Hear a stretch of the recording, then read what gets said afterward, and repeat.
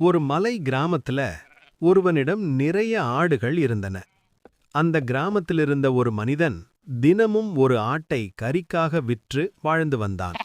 அதனால் அந்த ஆடுகளெல்லாம் எப்போதும் பயத்திலேயே வாழ்ந்தன. ஒவ்வொரு ஆடும் ஒரு நாள் எந்நேரமும் வரும்னு மனசுக்குள்ளே நினைச்சுக்கிட்டே இருந்தது. ஒரு நாள் ஒரு ஆடு ஒரு குட்டி ஆட்டை பெற்றது. அந்த குட்டியை பார்த்ததும் அந்த ஆடுக்கு சந்தோஷமும் அதே நேரத்தில் பயமும் வந்தது. என்னால என் குழந்தையே இந்த ஆபத்தான இடத்துல வச்சிருக்க முடியாதுன்னு முடிவு பண்ணியது.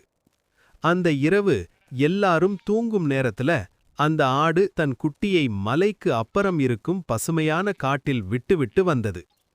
அந்த குட்டி ஆடு காலை வரைக்கும் நடந்துகிட்டே போய் ஒரு வயசான மான் இருக்கிற இடத்துக்கு போய் சேர்ந்தது. அந்த மான் அந்த குட்டியாட்டை தன் குழந்தை மாதிரி பாதுகாத்து வளர்த்தது. அந்த குட்டியாடு மானிடம் மகிழ்ச்சியாக வாழ்ந்தது. தாயாடும் தன் குழந்தையை காப்பாற்றியதை நினைத்து மகிழ்ச்சியில் குதித்தது.